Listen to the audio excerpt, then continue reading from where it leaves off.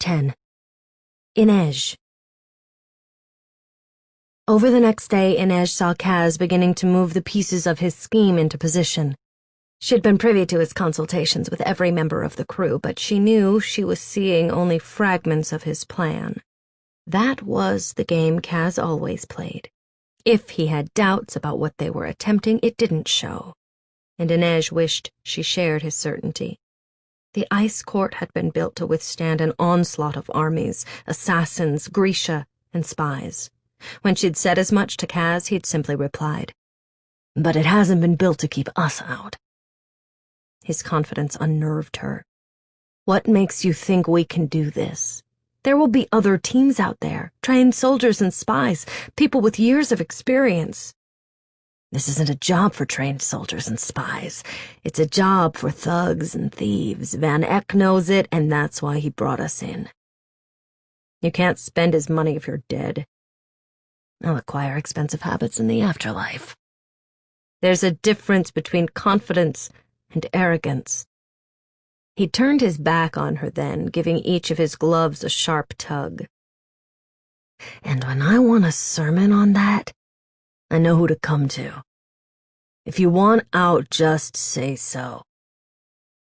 Her spine had straightened, her own pride rising to her defense. "Matthias isn't the only irreplaceable member of this crew, Kaz. You need me." "I need your skills, Inej. It's not the same thing. You may be the best spider crawling around the barrel, but you're not the only one. You'd do well to remember it if you want to keep your share of the haul." She hadn't said a word, hadn't wanted to show just how angry he'd made her, but she'd left his office and hadn't said a thing to him since. Now, as she headed toward the harbor, she wondered what kept her on this path. She could leave Kerch any time she wanted. She could stow away on a ship bound for Novaya Zem. She could go back to Ravka and search for her family. Hopefully they'd been safe in the West when the Civil War broke out. Or maybe they'd taken refuge in Shuhan. The Suli caravans had been following the same well-worn roads for years, and she had the skills to steal what she needed to survive until she found them. That would mean walking out on her debt to the dregs. Parhaskell would blame Kaz.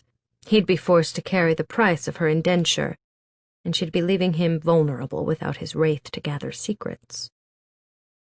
But hadn't he told her that she was easily replaced?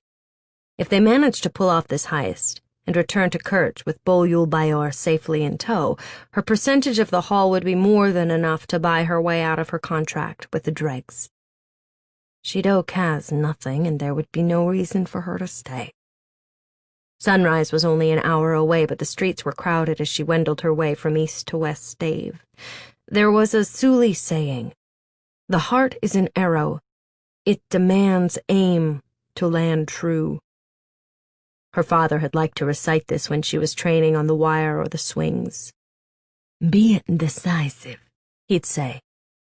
"You have to know where you want to go before you get there." Her mother had laughed at this. "That's not what it means," she'd say. "You take the romance out of everything." He hadn't, though. Her father had adored her mother. Inej remembered him leaving little bouquets of wild geraniums for her mother to find everywhere, in the cupboards, the camp cookpots, the sleeves of her costumes. "Shall I tell you the secret of true love?" her father once asked her. "A friend of mine liked to tell me that women love flowers. He had many flirtations, but he never found a wife. Do you know why? Because women may love flowers, but only one woman loves the scent of gardenias in late summer, that reminder of her grandmother's porch. Only one woman loves apple blossoms in a blue cup. Only one woman loves wild geraniums." "That's Mama," Inej had cried. "Yes, Mama loves wild geraniums because no other flower has quite the same color. And she claims that when she snaps the stem and puts a sprig behind her ear, the whole world smells like summer." Many boys will bring you flowers, but someday you'll meet a boy who will learn your favorite flower, your favorite song, your favorite sweet. And even if he is too poor to give you any of them, it won't matter because he will have taken the time to know you as no one else does. Only that boy earns your heart. That felt like 100 years ago. Her father had been wrong. There had been no boys to bring her flowers, only men with stacks of kruge and purses full of coin. Would she ever see her father again, hear her mother singing, listen to her uncle's silly stories? I'm not sure I have a heart to give anymore, Papa. The problem was that Inej was no longer certain what she was aiming for. When she'd been little, it had been easy, a smile from her father. The tightrope raised another foot. Orange cakes wrapped in white paper. Then it had been getting free of Tante Helene and the menagerie, and after that, surviving each day, getting a little stronger with every morning. Now she didn't know what she wanted. Just this minute I'd settle for an apology, she decided, and I won't board that boat without one. Even if Kaz isn't sorry, he can pretend. He at least owes me his best imitation of a human being. If she hadn't been running late, she would have looped around West Stave or simply traveled over the rooftops. That was the Ketterdam she loved, empty and quiet, high above the crowds, a moonlit mountain range of gabled peaks and off-kilter chimneys. But tonight she was short on time. Kaz had sent her scouring the shops for 2 lumps of paraffin at the last minute. He wouldn't even tell her what they were for, or why they were so necessary. And snow goggles? She'd had to visit 3 different outfitters to acquire them. She was so tired she didn't entirely trust herself to make the climb over the gables, not after 2 nights without sleep and a day spent wrangling supplies for their trek to the ice court. She supposed she was daring herself, too. She never walked West Stave alone. With the dregs at her side, she could stroll by the menagerie without a glance toward the golden bars on the windows. But tonight her heart was pounding, and she could hear the roar of blood in her ears as the gilded facade came into view. The menagerie had been built to look like a tiered cage, its first 2 stories left open but for the widely spaced golden bars. It was also known as the House of Exotics. If you had a taste for a shoe-girl or a Fjerdan giant, a redhead from the Wandering Isle, a dark-skinned Zemini, the menagerie was your destination. Each girl was known by her animal name: leopard, mare, fox, raven, ermine, fawn, snake. Suli seers wore the jackal mask when they plied their trade and looked into a person's fate, but what man would want to bet a jackal? So the Suli girl, in the menagerie always stocked a Suli girl, was known as the Lynx. Clients didn't come looking for the girls themselves. Just brown Suli skin, the fire of Kalish hair, the tilt of golden shoe eyes. The animals remained the same, though the girls came and went. Inej glimpsed peacock feathers in the parlor and her heart stuttered. It was just a bit of decoration, part of a lavish flower arrangement, but the panic inside her didn't care. It rose up, clutching at her breath. People crowded in on all sides. Men in masks, women in veils. Or maybe they were men in veils and women in masks. It was impossible to tell. The horns of the imp, the goggling eyes of the madman, the sad face of the scarab queen wrought in black and gold.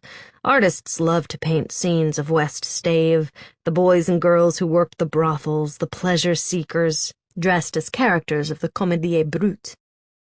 But there was no beauty here, no real merriment or joy, just transactions, people seeking escape or some colorful oblivion, some dream of decadence that they could wake from whenever they wished.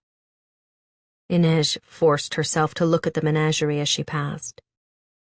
It's just a place, she told herself, just another house. How would Kaz see it? Where are the entrances and exits? How do the locks work?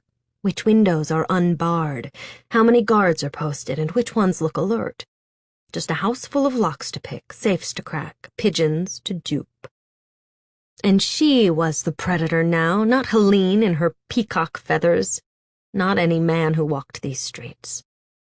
As soon as she was out of sight of the menagerie, the tight feeling in her chest and throat began to ease.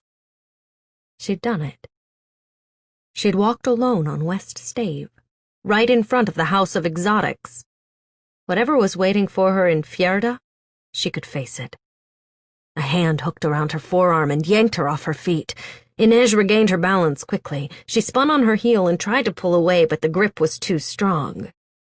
"Hello, little lynx." Inej hissed a breath and tore her arm free.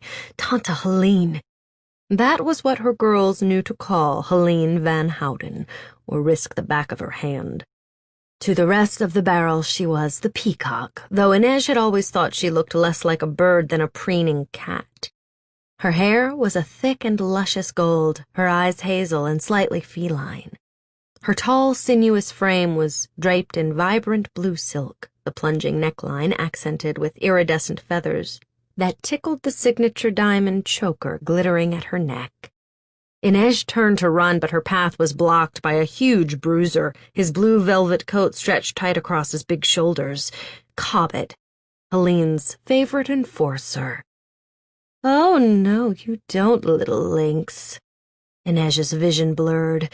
Trapped, trapped again. "That's not my name," Inej managed to gasp out. "Stubborn thing." Helene grabbed hold of Inej's tunic. "Move," her mind screamed, but she couldn't. Her muscles had locked up. A high whine of terror filled her head. Helene ran a single manicured talon across her cheek. "Lynx is your only name," Helene crooned. "You're still pretty enough to fetch a good price. Getting hard around the eyes, though. Too much time spent with that little thug, Brecker." A humiliating sound emerged from Inej's throat, a choked wheeze. "I know what you are, lynx. I know what you're worth, down to the cent. Cobbett, maybe we should take her home now." Black crowded into Inej's vision. "You wouldn't dare. The dregs." "I can bide my time, little lynx. You'll wear my silks again, I promise." She released Inej. "Enjoy your night," she said with a smile, then snapped open her blue fan and whirled away into the crowd, Cobbett trailing after her. Inej stood frozen, shaking. Then she dove into the crowd, eager to disappear. She wanted to break into a run, but she just kept moving steadily, pushing toward the harbor. As she walked, she released the triggers on the sheaths at her forearms, feeling the grips of her daggers slide into her palms. Sankt Peter, renowned for his bravery, on the right, the slender bone-handled blade she'd named for Sancta Alina on the left. She recited the names of her other knives, too. Sancta Maria and Sancta Anastasia, strapped to her thighs, Sankt Vladimir hidden in her boot, and Sancta Lisabetta snug at her belt, the blade etched in a pattern of roses. Protect me, protect me. She had to believe her saints saw and understood the things she did to survive. What was wrong with her? She was the Wraith. She had nothing to fear from Tante Helene any longer. Per Haskell had bought out her indenture. He'd freed her. She wasn't a slave. She was a valued member of the dregs, a thief of secrets, the best in the barrel. She hurried past the light and music of the lid, and finally the Ketterdam harbors came into view, the sights and sounds of the barrel fading as she neared the water. There were no crowds to bump against her here, no cloying perfumes or wild masks. She took a long, deep breath. From this vantage she could just see the tops of one of the Tidemaker towers, where lights always burned. The thick obelisks of black stone were manned day and night by a select group of Grisha who kept the tides permanently high over the land bridge that otherwise would have connected Kerch to Shuhan. Even Kaz had never been able to learn the identities of the Council of Tides, where they lived, or how their loyalty to Kerch had been guaranteed. They watched the harbors, too, and if a signal went up from the harbor master or a dock worker, they'd alter the tides and keep anyone from heading out to sea. But on this night, there would be no signal. The right bribes had been paid to the right officials, and their ship should be ready to sail. Inej broke into a jog, heading for the loading docks at Fifth Harbor. She was very late. She wasn't looking forward to Kaz's disapproving frown when she made it to the pier.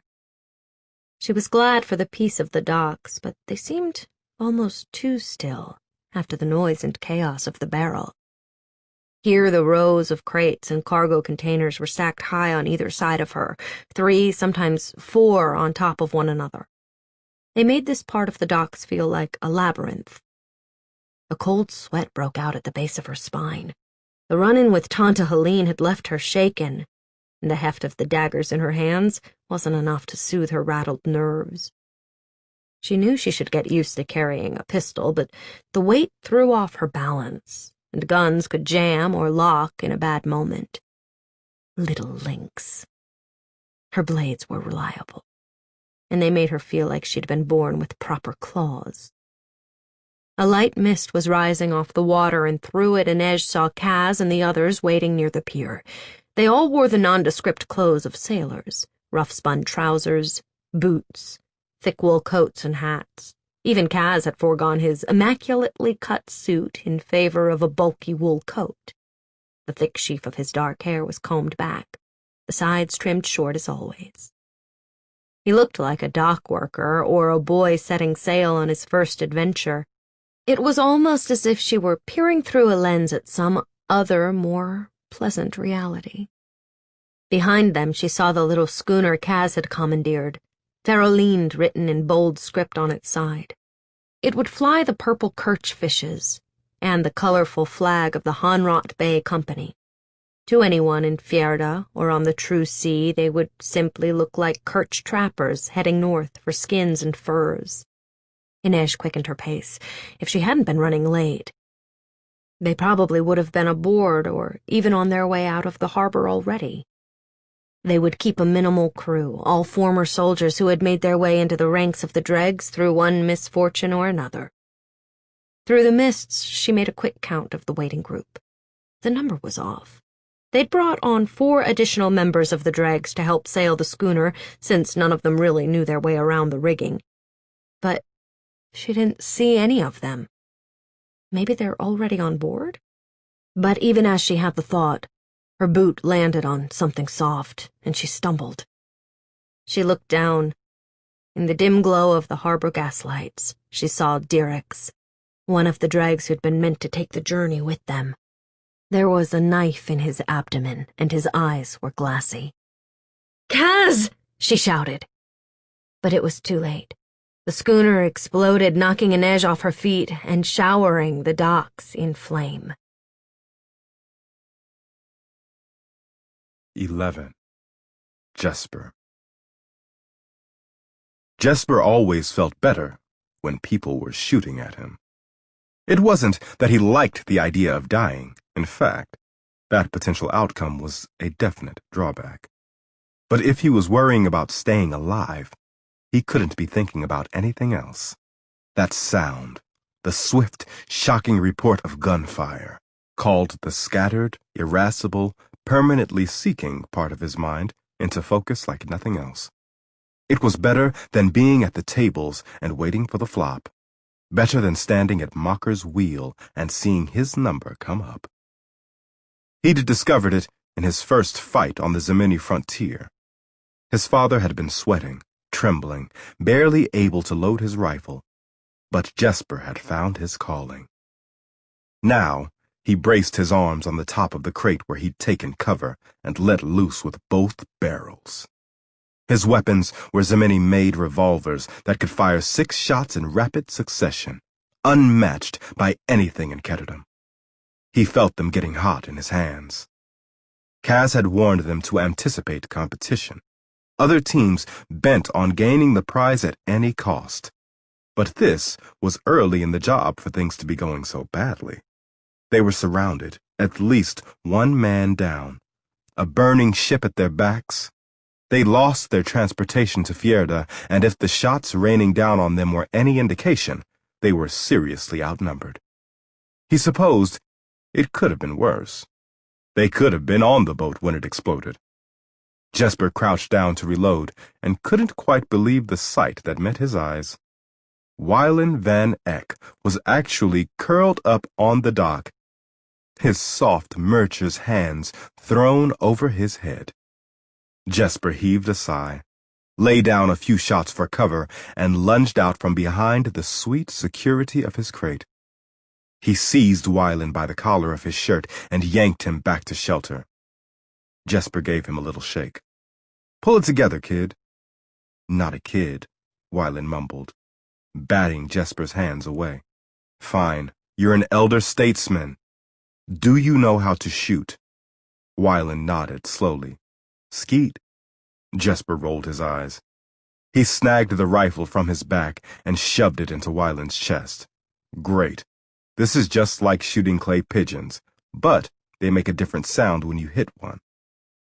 Jesper whirled, revolvers raised, as a shape sprang into his peripheral vision, but it was Kaz. "Head east to the next dock. Board at berth 22, Kaz said. "What's at berth 22? "The real Ferolinde." "But the boat that blew was a decoy." "You knew?" "No. I took precautions. It's what I do, Jesper." "You could have told us. That would defeat the purpose of a decoy." "Get moving." Kaz glanced at Wylan, who stood there cradling the rifle like an infant. "And make sure he gets to the ship in one piece."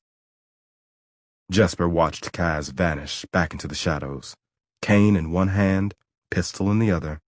Even on one good leg, he was eerily spry. Then Jesper gave Wylan another jostle. "Let's go." "Go?" "Didn't you hear what Kaz said? We need to make it to berth 22. Wylan nodded dumbly. His eyes were dazed and wide enough to drink from.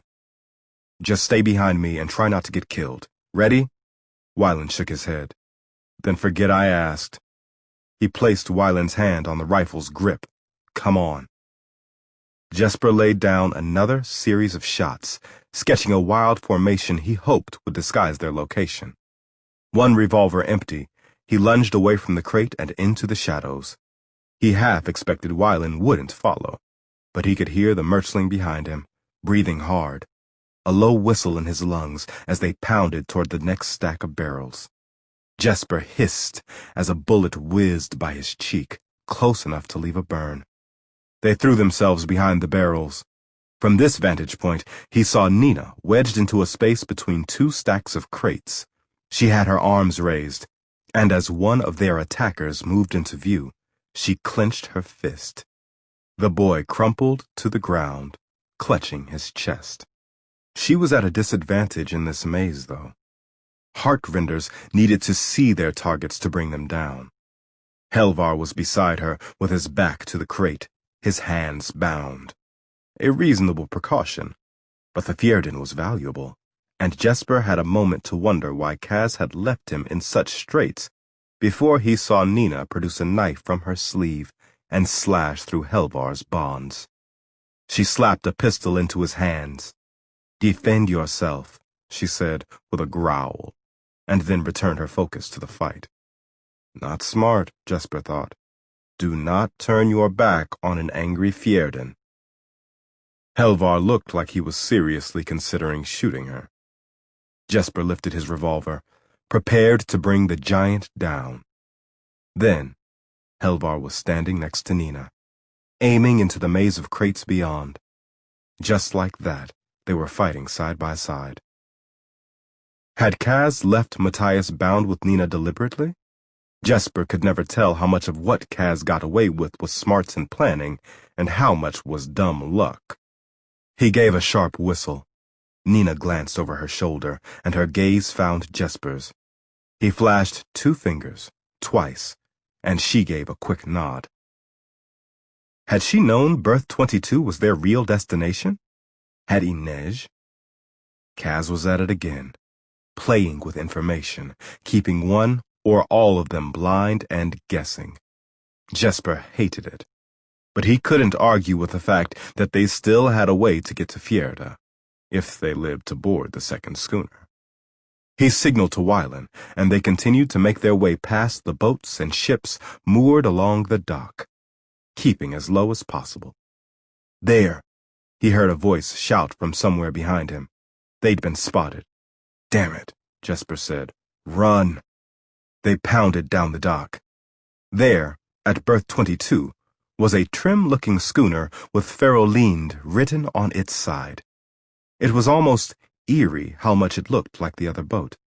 No lanterns had been lit aboard it, but as he and Wylan bolted up the ramp, 2 sailors emerged.